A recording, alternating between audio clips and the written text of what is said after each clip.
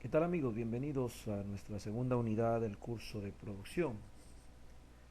El tema, como lo están mirando en este momento, que nos corresponde desarrollar es diagramas de proceso de fabricación. Soy el ingeniero Walter Moncada y tengo a cargo el curso. Vamos a empezar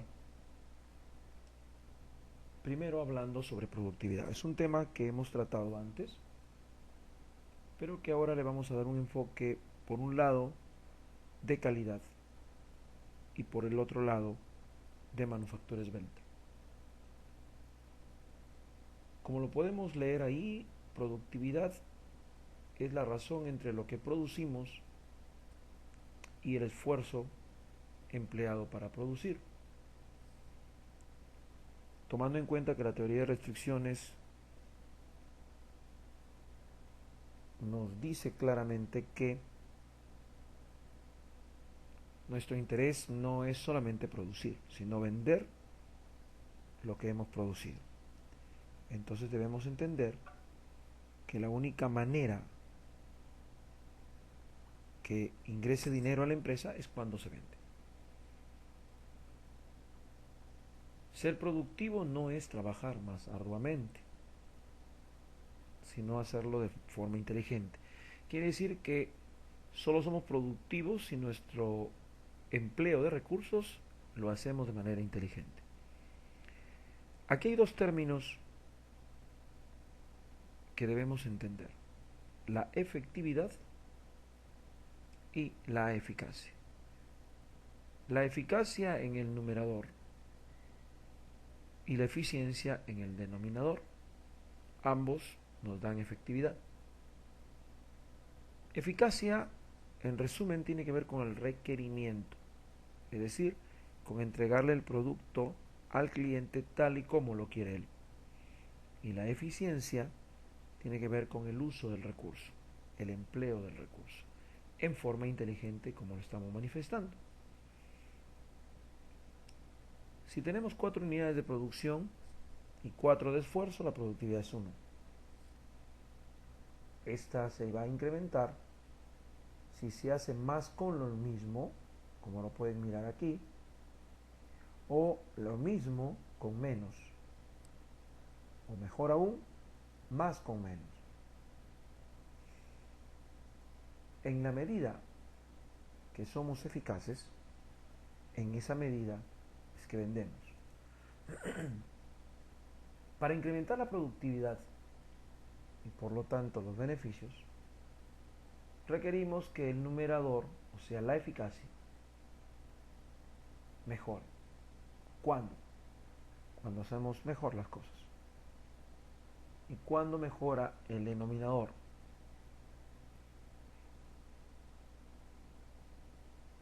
Cuando empleamos menos recursos. O, dicho de otro modo, lo empleamos de manera inteligente. Ahí está la aclaración que habíamos mencionado hace un momento. Solo será cierta la productividad si la producción se vende.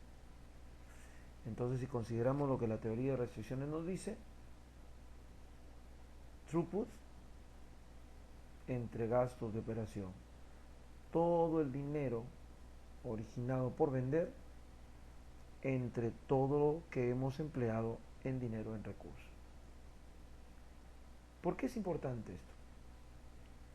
Porque si nosotros hablamos de mejorar el rendimiento, porque si nosotros hablamos de optimizar o de usar de manera inteligente los recursos, tenemos que entender que un producto tiene, o un proceso, perdón, tiene características. Por ejemplo, cuando hablamos de eficiencia, hablamos si es aceptable el uso del recurso. Cuando hablamos de eficacia, hablamos de satisfacer rendimientos o requerimientos del cliente. Pero a esto hay que agregarle la confiabilidad.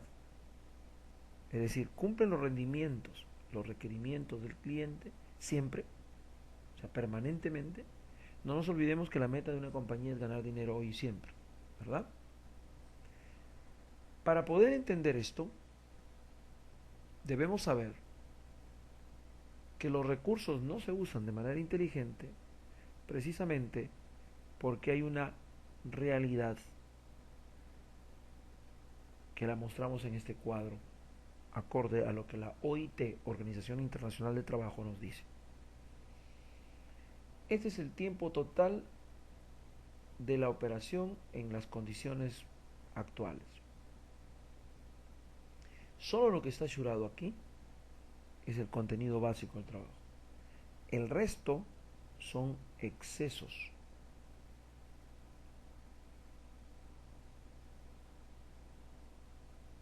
A se refiere al contenido de trabajo que se le agrega debido a deficiencias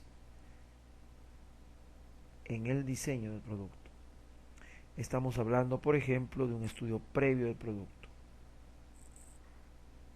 Hablamos de una normalización, hablamos de un mercado, de la investigación del producto, del valor o del análisis del valor, la planificación del proceso, la planificación y la investigación del proceso, el estudio de los métodos, el adiestramiento del operario.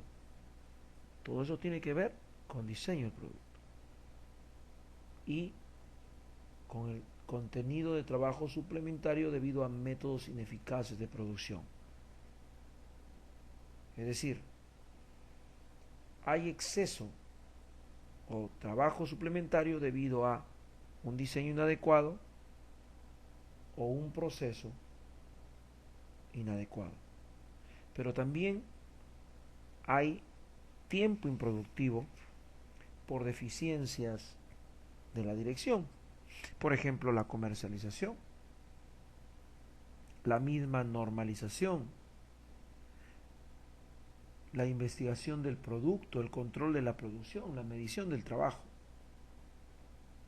el control de los materiales, la conservación, las condiciones de trabajo, las medidas de seguridad, una buena política de personal,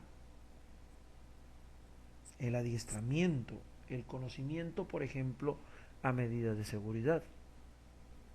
Y también hay tiempo imputable al trabajador. Cuando éste pues no conoce las medidas de seguridad o no está adiestrado correctamente. Sin embargo, todo eso suma. Y finalmente el valor puro de trabajo es solamente lo que está aquí asegurado. Entonces, si queremos lograr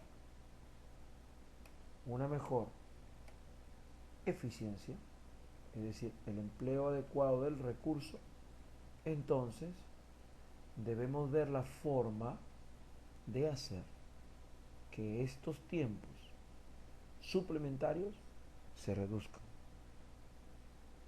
¿Cómo? Hay dos técnicas que nos permiten mejorar el trabajo: el estudio de métodos y la medida del trabajo. ¿Cuál es el objetivo? Aumentar la eficiencia de las empresas donde se aplica.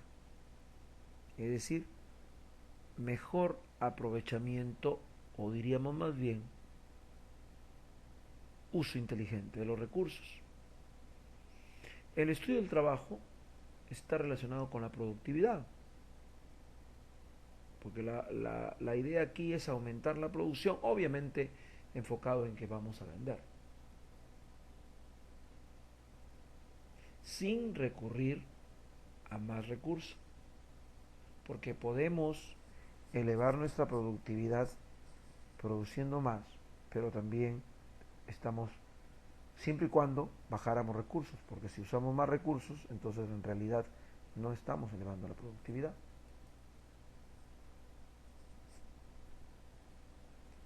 El estudio de trabajo tiene algunas ventajas: barato, sistemático.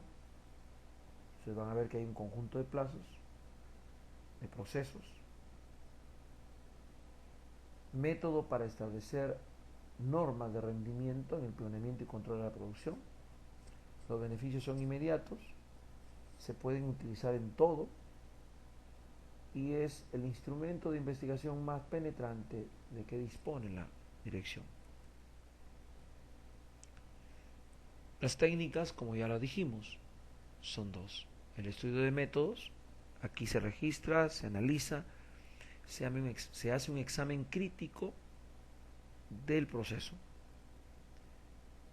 En la medición determinamos el tiempo en que un trabajador calificado invierte en desarrollar un determinado proceso.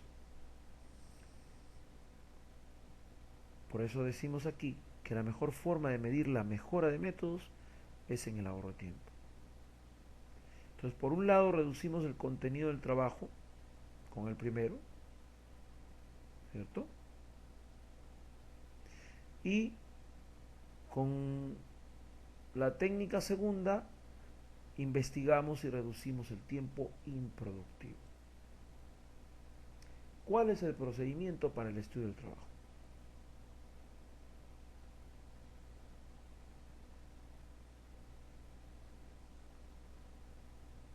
Seleccionar el trabajo o proceso a estudiar. Aquí hay que emplear lo que acabamos de ver, el estudio de método y la medición de trabajo. Registrar mediante la observación directa cuánto sucede utilizando las técnicas más apropiadas. Aquí diagramamos. Examinamos los hechos con un espíritu crítico, analítico de cada una de las actividades. Buscamos el método más económico, lo medimos, es decir, calculamos el tiempo, definimos el nuevo método y por lo tanto el tiempo que le corresponde a ese nuevo método, adoptamos ese nuevo método y lo mantenemos. Si logramos esto, estaremos reduciendo esos tiempos adicionales al trabajo. Entonces, ¿qué es el estudio de métodos? Registro y examen crítico y sistemático de los modos de realizar actividades con la finalidad de hacer mejoras. ¿Cuáles son los fines? Mejorar los procesos, mejorar el diseño, la disposición de la fábrica, economizar recursos, mejorar la utilización de materiales, crear mejores condiciones físicas de trabajo.